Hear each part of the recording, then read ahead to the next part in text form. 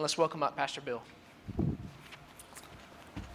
All right, this is one of those lessons that you get excited about because you know it's got content to it that everybody can use at some phase. Probably all of these points are going to mean something to you. So if you're ready, let me jump right in and let's get started.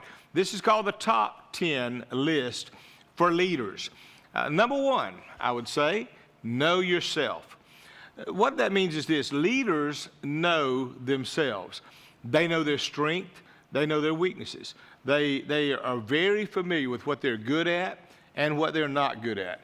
And because of that, a leader is one of those people who has taken as much time doing self-examination as they have examination of circumstances or of opportunities. Leaders know themselves. In fact, every great leader is aware of their own skills or their lack of them. They know what they can do, what they can't do, what they do better, what they do worse, what brings fulfillment, what not. And so the question you need to ask at this point under that heading of know yourself is this: ask yourself, am I good at what I am doing or not? Does what I do reflect that it's been done with excellence, that it's succeeded? And if I know that I'm good at that, then that's pretty much a good indication as what my gift and what my talent is. And so that's the question. Now, I want you to understand, you are not a failure if you cannot sell or you cannot manage or you cannot repair something. There are a lot of things out there that other people are very, very good at, but you may not be good at that. And some people feel that I'm measured by those people who are good salespeople or they're outstanding managers or anything they can find that is broken they can fix. And you may not be one of those people, and that's okay. The good news is that shows you what you're not good at. And so sometimes we have that tendency to tie our self-esteem to something that's our weakness, and then from there on, we never get the breakout or the breakthrough. So I say to you, this is the start of playing to your strength, is knowing yourself. Number two, let me give you the second one. Number two is pay the price and earn your way to leadership. When I say that, I mean this: you have to earn your way or the right to be able to lead. Don't expect promotion or leadership to come to you by title or by position somewhere. Just because you give someone a title doesn't make them a leader. We all know that. We've seen people in our life that they had the title, they had the job, but they just could not do the job. So the title doesn't make the person. Don't expect people to follow you or to respect you just because you have the position. You got to prove yourself. I know a lot of people, and you do as well, that they've suddenly got the title and they think, okay, I'm the boss because the sign says I'm the boss, or I'm the manager because it says that, or I've got the parking spot that shows that. You're not the boss or the leader because you've got the title. You can't expect people to look up and respect you. In fact, the truth is they won't respect you if you have the title, but you can't do the job. And so the position doesn't make that person. That's where you have to learn, as we call it, prove yourself. And proving yourself means proving yourself in the eyes of others. And it won't come easily. Sometimes it may take years to be able to prove yourself to some people, but that's okay. If you're a growing leader, you're going to do it eventually anyway. And so along that line, remember this: here's one way you can do it. Take every assignment that you get and give it your very best. Give it your all. The truth is you can serve your way into leadership. Don't be afraid of paying the price. If the price is high and it's costly, that's okay. Other people may not get there because they don't want to pay that price, and all that is an opportunity and an advantage for you. Sure, when you're paying the price, it's going to be costly. It's going to cost you by way of time and energy or money. Maybe it costs you in relationships. But if you're willing to get what you want to do, you're going to need to pay that. And if you pay that, if it's worth it, at the long run, looking back, you'll be glad you did. So the secret there is understanding you've got to earn your way there. You've got to pay the price. And sometimes people say, well, that's a lot of work. Well, let me help you. It's called work for a reason, okay? Work means work. And so don't be afraid of good, hard work. Number three, think bigger than those around you. All leaders know this. When I look at the top 10 list for leaders, and I can say they know themselves, they're willing to pay the price and to earn their way up. And then they also do this. They think bigger. I remember that the first time I was ever around a group of good leaders, and I was just young and new and wanting to learn, and I kept thinking, I'm thinking real small. I'm thinking about little things that to me were big things. And yet these people were thinking about big things. And the more I was around them, the more I realized the big difference between leaders and non-leaders, and between great leaders and good leaders, is the way they think. And the bigger leaders always think bigger. There's something about that. They dream bigger. They use their brain. They think through. And so that's what we do. So the question is asking yourself these questions. What am I seeing? And look at things from the eyes of a visionary, let me look around and see what I'm seeing and what could be better. What could I make a difference in? How could I change things? And then I asked the question along that line, what could this be? What could it really be if I push the envelope with it? I mean, it looks good now, but what if we just expanded a little more? What if we stretched a little further? What if we took what we're doing now and tried to make it better? I want to do that, in fact, every time I finish speaking, or in time whenever our team here does some event or something. No matter how good it is, I look at that without trying to discourage, but at the same time thinking, okay, if that was good, what can we do to tweak it? And I'm going to tell you, that's that part of that continual growth and the part of always being in the game and not getting behind. It's looking at what you have and never being completely satisfied, but deciding, I'm going to keep on tweaking this until one day I hit a level of excellence that no one else has, that I've always dreamed of. And it's because I always took it a little bit farther each time I had it. And so take the job that you're in and took that job and make it, not something else, not something you dream of, something you wonder, but make the job you've got the very best that you can. It ought to be that when you leave a job that you say, whoever fills my job or takes that spot, they're going to have to really be on their game, because I've given so much to it and put so much into it, and it's now at a spot that I'm going to be harder to replace. And that's a self-satisfaction that you can gain from pushing yourself. So whatever your job is, I've always said if I was working at the Burger King and I was making a burger, I promise you I would look at every burger like, this is the greatest burger I've ever made. It's the best one anyone will taste. And as soon as that one is bought and removed, I'm going to look at the next one and say, but this one will be better than that. And that's same true of everything that you do in life. Look at it as if this is great, but I know I can make it better. And so take the job you're in right now and do the very best you can. In fact, you'll discover that when you do that, others will notice and recognize your talent, your skill. They'll come after you. I know a lot of people that have great jobs that will tell you right now, they never put out a resume, they never sought for a job, they never looked anywhere else, but others came to them and they always have job opportunities. And the reason is somebody's noticed what they did. And when somebody else notices it, it's that old saying we say, if you'll just deliver the goods, you'll find plenty of people that will come and want to learn from and to get the goods. All right, that's the first three steps that leaders do. But we've got 7 more. Let me jump to number 4. Number 4 is this: don't rely on charisma. I've seen far too many people that did that. They think somehow that personality is going to be what gets them there. I say this, and it's true, leaders may have charisma. They may have learned it. They may have it, but that is not the reason that they have success, okay? That's not the reason that they're moving the ball and they're getting places. It's not about what you sell. It's about how much you believe in, buy in, and equip and service. And so you'll always see a foundation built on character and focused planning under a good leader. In fact, you'll find a good charismatic leader that's been there for a while, and if you go back and pull back the curtains and start looking, you'll find there's a whole lot of things working there that it's built upon. There's a lot of things there that they have in the tank that made it what it was. So I'm really, personally, I'm very leery of the people that just think charisma is all you have to have. You know, they think if I just have this outgoing, shining personality, and those kind of people to me are like firecrackers. You know, they just kind of blow up one time and they're over. There's not much left or lasting. And there are many people. In fact, we're living in a world now that I probably see more of that than any other time, where there are people that just think I can wing it, I can get by. I say this to you in all honesty. I still spend as much in preparation today over one message as I did 20 years ago.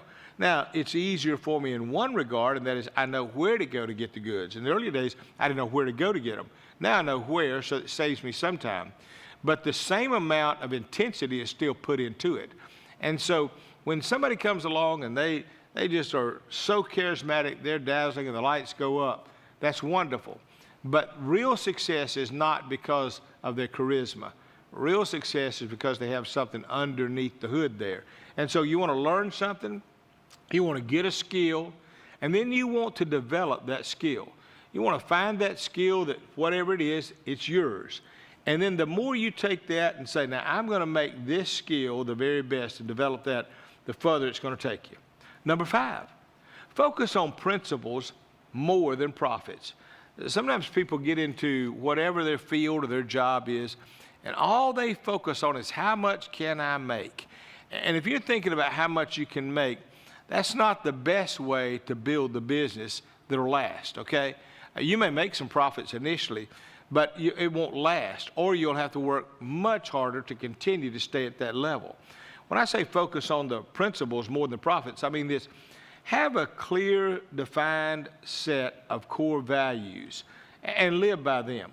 Have some things in your life that you say, I'm willing to lose money over if it needs be before I will change this or compromise here. Be willing to lose money. Be willing to lose friends. Be willing to lose customers. Be willing to lose those clients if you're willing to, if you really want to succeed in the long run. I know a lot of people that all they want is they just want the glitz and the glamour, and they think get the money, and that stuff is superficial. In fact, even in the Bible it talks about it. It talks about how that if that's what you focus after, it's like it has wings. It'll fly away just when you get there. When I was a child, a young boy, I remember one time I broke a thermometer, and the mercury was there on the table. And so I tried to pick up that mercury. If you've never tried that, let me mention, you can't pick it up. You'll have to push it into something, but you can't pick it up. And I see a lot of people going after the money and going after those kind of things, thinking that's going to get me success. And they wonder, why does it fly away? Why can't I pick it up? You need to build more underneath than you have above. There's a law in navigation that there must be more weight underneath the boat than there is above it. And that's why some boats will capsize. They design these ships so that the weight is focused toward the bottom and toward the center, so that when the great waves come, they're still balanced. But there's some that just go out and they wonder, well, why I flipped over? Well, the reason is because they had more on top of the surface than they ever had under the surface. So you want to live by the values that you have. And what I mean along that line is, there's an example in the Bible of many of those.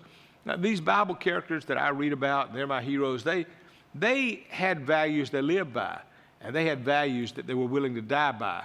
And when somebody has values that are so locked in, they're going to live and die by those values, that's somebody who definitely could be classified as a leader.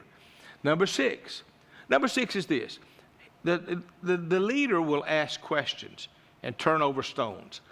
Leaders will question things that are brought to them. They will want good answers. In fact, what's interesting is I find myself sometime in a meeting with people taking something, and let's see if we can dismantle it, see if we can rock it, see if we can pull the wheels off of it. And it's not because I want to hurt somebody or hurt their idea. It's because I want to make sure it will withstand scrutiny and it will stand the pressure that it may get. So therefore, you want to ask the questions. You want to ask the big question. In fact, one question I want to ask is why. That's always the big question to me, is why are we doing this? We can do a lot of things, a lot of good things, but what is the motivation and what do we hope to achieve out of it? So the why question to me is always one of the bigger questions. I think if you can figure out the big why, you can figure out the hows. The how will generally come. You can find that. The what will come generally behind that. But the why, to me, is always that lead question. Why do we want to do this? And what does that add? What does it bring? What difference does it make? And the key is this. If I don't know the why question, if I don't understand what I'm doing and I'm not asking good questions, I'm probably wasting a lot of time and energy.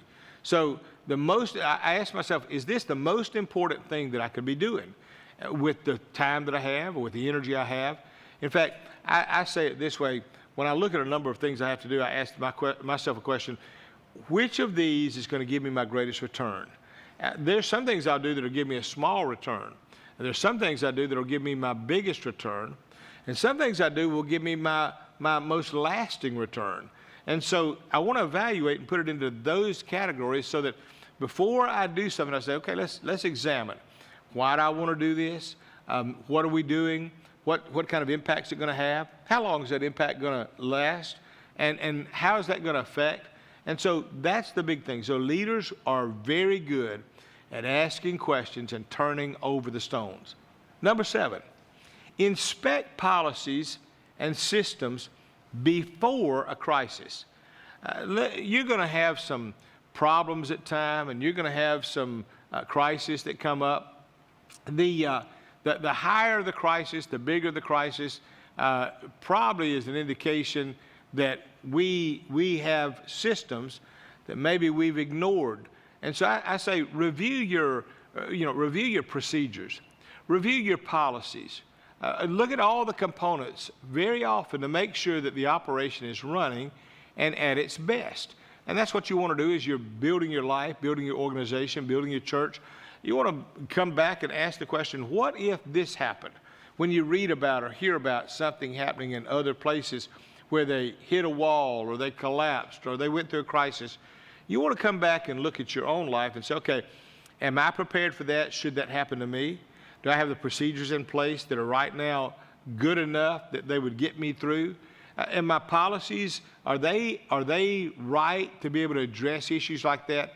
Is everything that I have in my game prepared to withstand what they're going through or what they failed at in their game? And I say that because sometimes a crisis will reveal a problem that has been incubating for a long time unchecked. You know, the crisis just comes along and it catches us all by surprise. We feel ambushed. We wonder, what do I do now? And then we're all scrambling, trying to figure out how to get ahead and what do we do and how do we get out of. And many times it was always there, it just wasn't checked. And there came a moment that it erupted, that it blew up, that something broke. In fact, I find that oftentimes both in business, in churches, and in personal lives, that it's the people when they collapse, we always think, wow, that was that big failure. No, it probably started or was in the process of cracking or breaking before. They just didn't take the time to check it or fix it before they arrived at the crisis and it finally came. Then you're caught off guard. Then you're having to recover instead of cover on the front end. So be sure that you watch that carefully. Leaders also do this. Number 8, leaders take risk, and leaders don't give in to fear. Now, does it mean that leaders are not afraid? It means we don't give in to it. Taking risks means this: don't get so comfortable in what you do that you can coast. And I've quoted that statement before, that you can only coast going downhill. Don't get comfortable. Don't put your life or the organization on cruise control. When we get comfortable and we get what we call an ease in Zion, and we're not looking and we're just watching, that's the moment when many times something comes up and we can miss our moment. I remember watching a ball game one time, a baseball game, where the game could have been won if a player had caught the ball. But the player, for some reason, at that moment was daydreaming. They'd not hit anything toward him for a while. He was over here in right field. He was kind of looking around. And the next thing you know, everybody is yelling, and he's looking around trying to find and fix his eyes on that ball that now he realizes is coming in his direction. And he couldn't blame it on the sun in his eyes.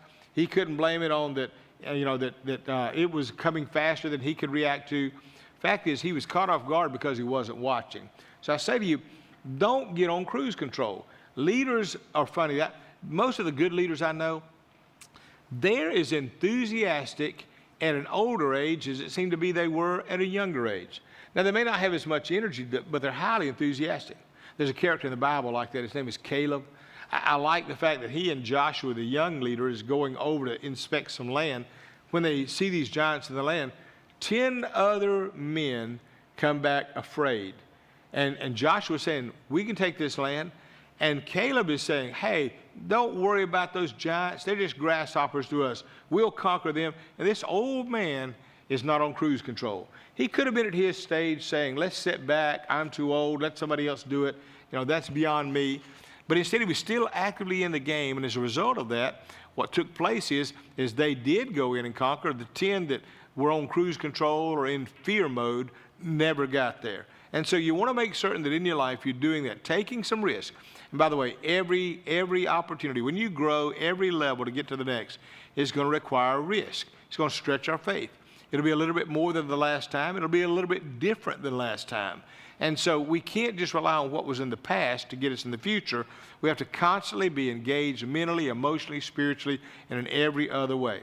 In fact, I mentioned if you finish one challenge, take on another out-of-the-box challenge or idea or project. Don't get in the mode of saying, now I can just retire. No, don't play it safe. Go all in all the way. And if you do that, if you try not to play it safe, but rather play to win, you can win. You know how that works. In sports, we see it every time there's especially football season coming on. You'll see these teams that get into that safe mode, that prevent mode, and they're more afraid of pushing it than they are going through. I never forget one time hearing the illustration when Coach Bobby Bowden was up at West Virginia.